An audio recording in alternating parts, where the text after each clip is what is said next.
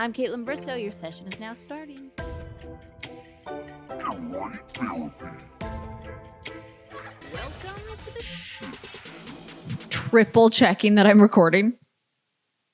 Even though secretly I hope it doesn't, because no, we don't do that. I look so good I can't even say it. I look so good tonight. I feel good. Actually, I do feel good. I feel good.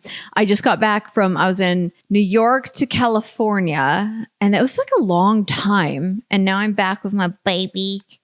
I got Ramen laying under here. I don't know if you can see Pino back there, but he's doing the cutest thing of all time and just like laying on the couch, but he needs to be like looking at where I am. But I went to LA. I did 5 really good podcasts. I'm excited for you guys to hear. I did Joey. It's already out. I did Heather McDonald, which already came out. I did Alex and John. Have you ever seen these two on TikTok? Or Instagram? I follow them on both. Alex and John, they're this couple. They were videographers and they just blew up on TikTok and they are so funny. They do everything together. And I was like, how? We also did Victoria Garrick Brown, who, bless, I love her. Always an important message there. We did Stassi Schroeder, up 9 years in the making. Been trying to do that one for a while. And Girls Gotta Eat. They're hilarious. No, I've met Stassi before. I met Alex and John for the first time. And, well, I think. You know when you hit it off with people and you're like, that went really well. That's how I feel. I'm hoping they felt the same. So I also went on 3 other podcasts while I was out there. I'm excited for those to be coming out. Again, I did a swap with Victoria Garrick Brown, who I don't know what it is. When it's my podcast, I think I just like talking to people and asking them questions. But when people are asking me questions, I'm like, that really intrigued something in my brain or made me think differently. And I feel like I answer questions differently than I usually do. And I just feel like my true self kind of comes out on both, but I really think about my answers on other people's podcasts. But anyways, I got to spend some time with Clio, which is always so much fun. I swear we pee our pants a little every time we hang out. I feel like she's my best audience. I feel like she thinks I'm just hilarious. I feel like she's just very, yes, go with the flow, fun, caring, so positive. And we got to talk about how positive she was because another podcast I went on, which I'm not sure when it will come out, maybe February, but I went on The Squeeze. So Taylor, which I always thought it was Lautner, but from hanging out with them over the last few days, it's Lautner. We went to the Detroit Lions game. It was Clio's first CFL game. How adorable is that? I'll get into that later. I also got to hang out with Bailey. We did hot yoga. Have you guys ever done hot yoga in 100-degree rooms? We both had to leave the room twice. And the lady was like, please try and not leave the room. So I felt like a failure. I was going to faint. I was going to throw up. I was going to shit my pants. But I was like, she said, don't leave the room. And I'm very competitive. So I had to leave at one point because I literally was going to do all 3, faint, puke, and poop, but I made it through. But Bailey just moved to LA, which is crazy. I feel like she knows LA better than me. I think I've been probably more times than her, maybe more years I've been going there, but she knows the spots, man. If you guys want to know where to go in California, I stayed in Santa Monica for the first time. I usually just go right into Beverly Hills, right into the nitty gritty depths of the dark souls of LA. And this time I was like, bitch, why don't you stay by the water? Changed my whole trip. Stayed in Santa Monica at Viceroy, went for walks on the beach, on the pier. But there's just something about being by the water. I was like, wait, why do I not do this every time? I'm usually in like the chaos and the crazy and like, go, go, go. But being by the water at Viceroy made me be like, oh. And then we went to dinners on Abbot Kinney and Venice and Marina del Rey. And it was just such a different change of pace. Big important thing that I did when I saw Clio was plan and figure out the last details and steps of the podcast tour I'm doing. So we had really big meetings about the podcast tour. I'm so excited, you guys. We finalized a lot of things. I'm going to a lot of places that I haven't been yet before. So this tour is going to be the E-word epic. I feel like every time I go to these live tours, I feel like I open up a bit more and I trust you guys a little bit more. And I know the people that really like me and align with me nobody that is going to pay to come hang out with me that doesn't want to be there. So I find I really open up because I'm like, these are my bitches. These are my trustworthy girlies. Okay. So I'm really excited for this tour. It's going to be unlike any other, and we're going to do it really big. So let's fast forward to going to the Lions game. I'm with Clio and the two Tays. So girl Tay, boy Tay, Lautner. Oh, now I'm getting insecure when I say it. Lautner. So we were at dinner. Oh gosh, I'm not even remembering the name of this place. It was incredible Greek food. Cleo and I got on the PCH. If you guys don't know what that is, I don't either. Pacific something highway, but it's this highway that just goes along the water. It's like Venice, Santa Monica, Malibu. And we were going for dinner in the Malibu area. I went to the Bachelor Mansion. It's around there. I'm not going to tell you where, but I went there and the gate was closed and a guy was trying to get in. I was like, well, I used to be the Bachelorette. Can I come in? He was like, no. I was like, bye. We went to go to dinner. It was supposed to be a 30-minute drive and we were stuck in traffic for 2 hours and 30 minutes. And let me tell you about my mind shift and my state of mind lately. The burnt toast theory is really coming in clutch for me. Usually I'd be stressed out. I'd have a bit of anxiety. I was feeling stuck and I went, this is probably a accident. Something bad has probably happened. And I refuse to complain about being stuck in traffic for 2.5 hours when somebody's life is either ruined or changed forever or is having a way worse day than me. And Cleo and I ended up, being productive on the drive, talking about life, talking about priorities, what's important, how being stuck in traffic isn't. It was actually really, the burnt toast theory is changing my life. I've talked about it on the pod before, but if you don't know what I'm talking about, look it up. Anyways, we got to dinner. The Lautners. Oh my gosh, it's like when I moved into the States from Canada and everyone made fun of how I said a boat. So I wanted to go over the top and say about, and now I just say it awkwardly. That's me with Taylor and Taylor Lautner. Anyways, we were at dinner and he's talking about his passion for the Lions, the Detroit Lions, how this is the first time they've been in the playoffs in, I think, 33 years.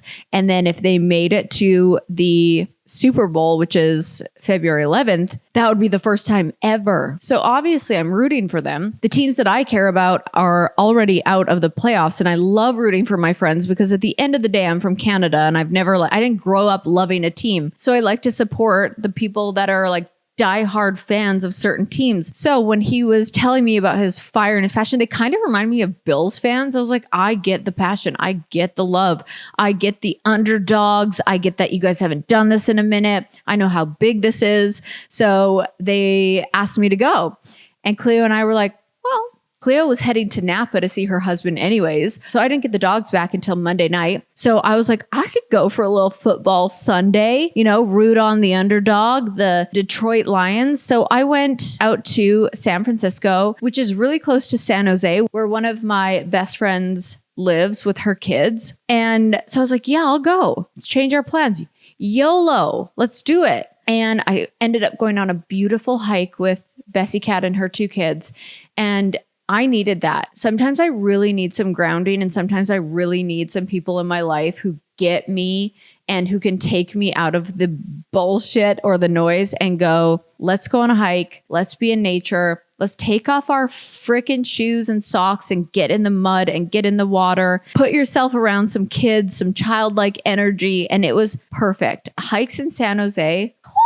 I was like, I think I'm meant to live on the land. So if you guys don't see me ever again, that's why. Find me in San Jose, living on the land. Off the land? Living off the land. I should probably get that right if I'm going to be one. I hugged a tree. I hugged a tree for so long and I thought I was high on mushrooms. I was like, did you put something in my tea before we came here? I was hugging trees. The greens were more vibrant than usual. The water was clearer. The sounds of my feet in the ground. Oh, I feel like I was supposed to be there. Anyways, piece of birch fell off the tree that I was hugging, kept it, put it under my pillow now.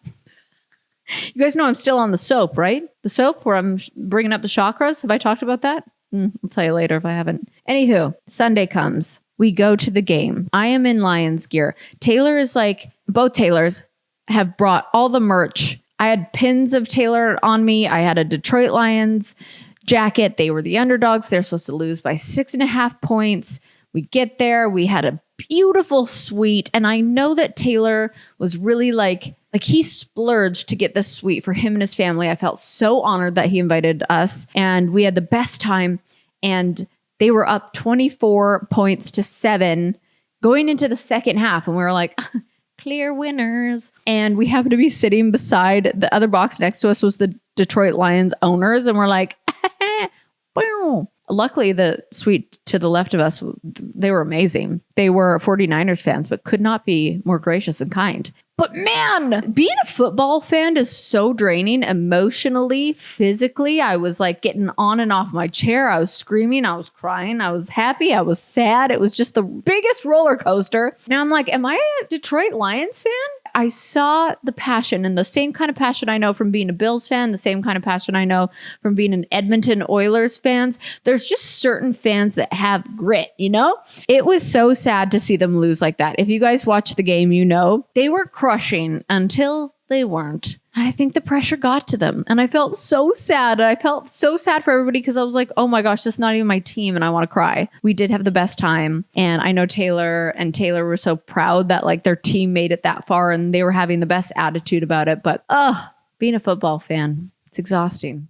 All right, let's take a break to talk about good hair days. Having a good hair day just gives me a little more confidence, a little boost. We love a good hair day. So if you're like me and you want a quick solution, you can get on your way to a good hair day in just 5 minutes with Ouai's new hair gloss. Not only does the hair gloss give you immediate shine straight from the shower, but it's made with hyaluronic acid and rice water, which provides immediate shine, helps treat damage, and enhances color vibrancy to get your hair looking and feeling healthier. I love it. It's quick. It's easy. Just 5 minutes in the shower and my hair feels so amazing. But don't just believe me. According to a consumer perception study, over 85% of participants agree their hair looks shinier, healthier, and smoother. So go get your shine on in the shower with Ouai's new hair gloss. Give your hair a glow up with Ouai. Go to the Ouai, that's THEOUAI.com, and use promo code VINE for 15% off any product. That's the Ouai, THEOUAI.com, promo code VINE. Now we know that the Chiefs and the 49ers will be in the playoffs. So happy for them. I really am. Well, I know Claire Kittle and her husband, George Kittle, and they're really good friends with my friends, and I'm happy for them. I'm excited for them. And obviously T-Swift is a friend up here and in here, so I'm excited for her, but like fingers crossed she makes it from Tokyo. She has a concert in Tokyo. So apparently it takes 13 hours from Tokyo to Vegas. The show is Saturday, February 10th at 6 p.m. The Super Bowl is Sunday, February 11th at 6:30 p.m. Eastern time. Will she make it? You know how there's bets on like what coin toss it's going to be, how long Reba McEntire will take to sing the national anthem. It's going to be such big money for if Taylor Swift makes it to the Super Bowl. Will she perform at halftime? Now, is there some sort of controversy that I'm not aware of around Super Bowl and women? Because I remember Rihanna performing and one of my girlfriends who's a strong feminist was like, I can't believe that aligned with her.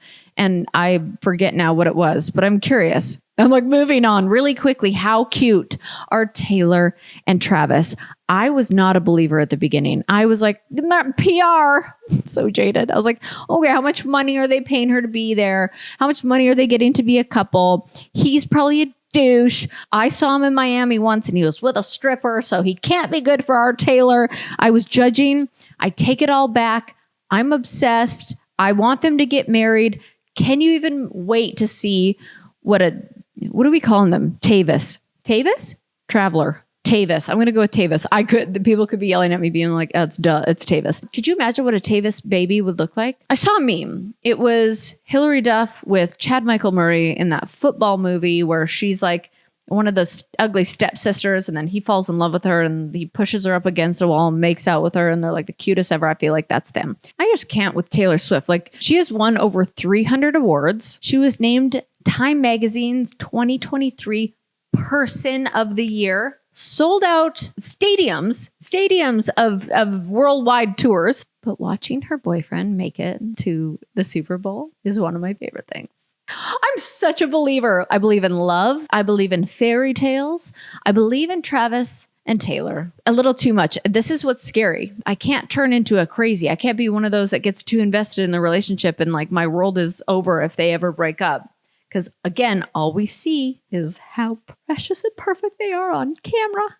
Moving along to other love stories of the week, The Bachelor. Why do they always make girls dress up in wedding dresses? It seems to be like a really big thing they always do. The table jumper was incredible. Well, Bachelor data actually had a statistic that on these wedding dates from past seasons, the winner has been on those dates. So thoughts on that? I know there's a lot of speculation, but after talking to Joey last week, I'm like, I seriously don't know what happens. If it's never happened before, it's not like that there's a clear winner then and he picks her and all gravy. I do have thoughts, and I think a lot of people do as well, on the fact that producers gave a one-on-one date to a woman with impaired hearing to go on a helicopter and then to a loud concert. Like, I have two sides to this. On one hand, that date could have already been planned. And I know how much goes into planning these dates with production. I really do. I know that. And so this could have already been booked. And sometimes they'll say, hey, do you want to take the girl that you really like, or do you want to take somebody and we'll pick? Inside scoop. I think he really wanted to take her on this one-on-one. So I don't know if someone's to blame for that date or if that just happened to line up like that. I've learned my lesson by not just jumping to conclusions and blaming people. So either it was poorly set up by producers and that's mean, or it was actually just a coincidence. And if anything, it built a little bit more empathy and compassion for her, because she's such a beautiful soul. And I feel like, oh, I hate saying this, but challenges in that show make you grow. And I feel like the challenge that she faced from a loud helicopter date into a date, it gave Joey such an appreciation for her and for what that must be like. No one can ever imagine what that must be like. To this day, I know I've talked about this on my podcast before, but I dated a guy with a cochlear implant for a couple years. And I still to this day like to walk on the certain side of people, because him and I walked everywhere for 2 years. We didn't have a car and we walked everywhere, and it was his good ear. I just have learned so much about people with cochlear implants. It's so interesting because it's like, she's still the same person. She has a bit of a disadvantage with hearing. And like she said, the cochlear implant at first makes it sound like everyone was chipmunks. The guy that I dated, he said everybody sounded like robots. Like, it does take a lot of getting used to. She's such a caring human that obviously has been through something in her life that has made her appreciate just the gift of life, the gift of hearing. And I feel like Joey really saw that in her. And I feel like she's going to bring out such a beautiful side of him. He already has so many beautiful sides, but I feel like she's going to bring out a really beautiful side in him to appreciate life and the little things. Cause I think as the Bachelor, you get really caught up in the numbers and what you're doing and if people like you. And I think those two together could be really solid. I always root for the people that get the beginning one-on-ones though. And I'm so scared that it won't be her.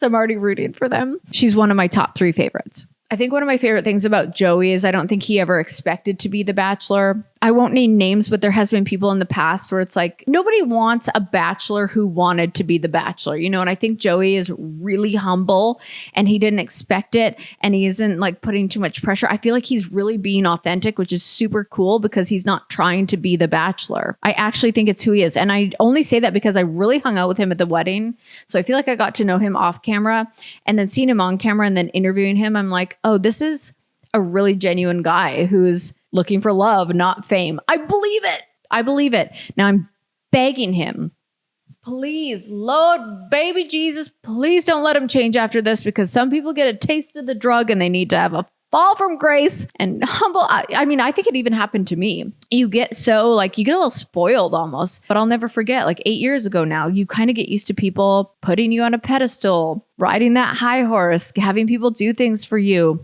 And you get to a point in your career where you really have to think about what's important. And I hope he stays true to himself, but I have all the faith in the world that he will. Starting a fitness journey can feel like a lot of pressure. Getting yourself ready, go to the gym, feeling like people are staring at you. Once you get there, you'll feel better, but getting there, that's the hard part. Trust me, I get it. And so does Peloton. Peloton supports and guides members from day one of their fitness journey. So no matter what level you're at, Peloton helps you get started to take that first step. So wherever you're starting, there's thousands of classes to get you moving from beginner to advanced rides. They have live DJ rides and artist-themed rides. I love a T-Swift jam sesh on the bike. I knew you were trouble when you walked in. I can like see myself bobbing on the bike. Okay. And the Peloton bike instructors keep you motivated from day one. They'll show you the basics, help take the guesswork out of your workout, and encourage you to build from there. You guys, you can even watch your favorite TV shows and live sports as you ride. Perfect for those days when you don't want to miss a thing. So wherever you're starting, get moving with Peloton Bike or Bike Plus Rental at onepeloton.com/bike/rentals. Terms apply.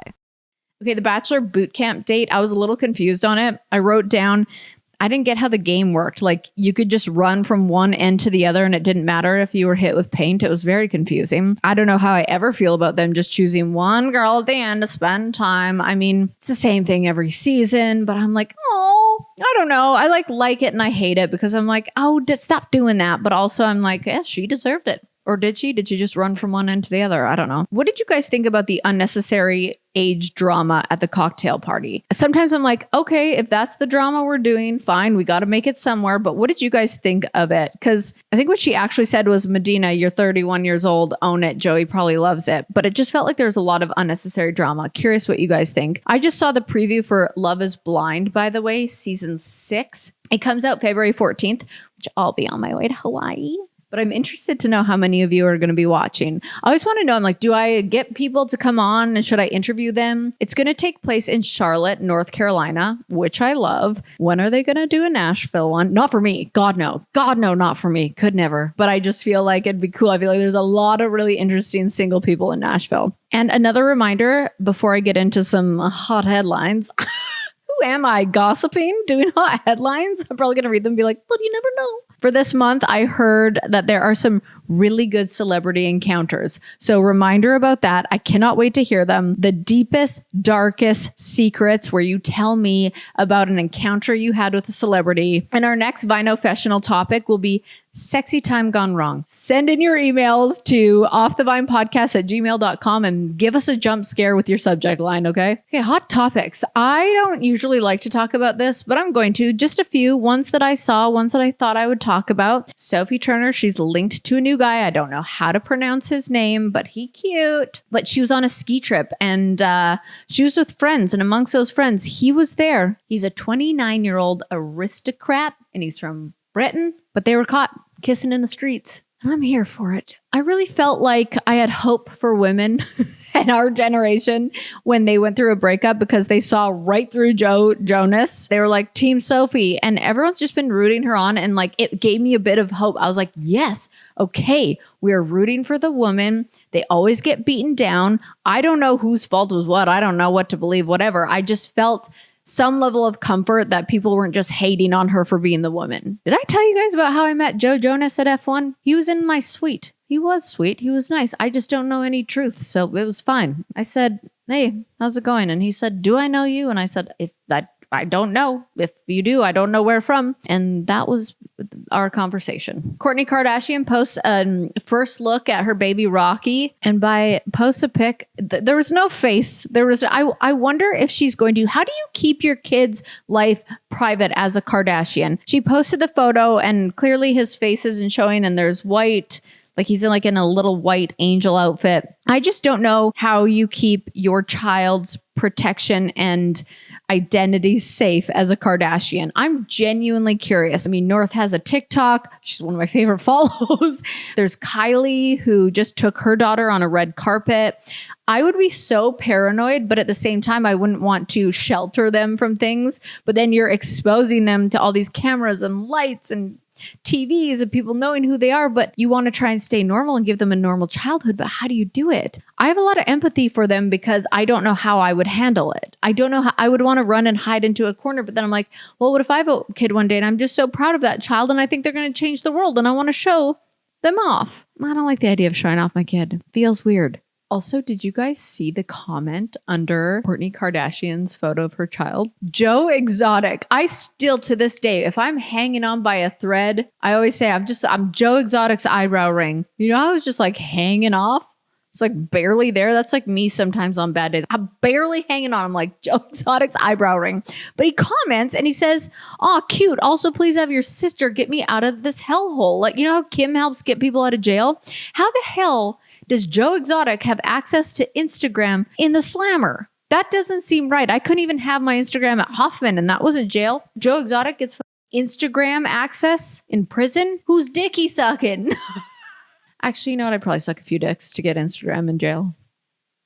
Okay, I think we should wrap this up. It's getting weird. It's getting weird. I need to go to bed. I'm tired and I have an early morning workout. So we're going to wrap this up with gratitude. I like ending this with gratitude, a little feel good moment. Sometimes I feel so slimy even talking about headlines, but today I'm grateful for getting my dogs back today. We've been doing 2 weeks and it just feels so hard on my mental health because the longest I'm usually away from them would be like a week of travel, but I try to even not do that. I try and just get a few days in and come back, or get a few days in and come back, but 2 weeks is not feeling good.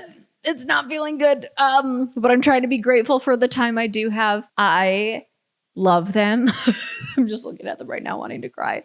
But getting back into bed, crawling into bed with them last night, like they really do a lot for my soul. I'm so grateful for them. I am grateful for my creative brain, or just my ability to sit here and chat by myself. My brain keeps me on my toes. I've been writing a lot. I have been really wanting to write music a lot more. So I've been getting really creative with putting the right kind of music on. When I am on an airplane, I seem to get creative. So instead of, just being like, can I have a glass of wine and put on a movie, I try and write a bit.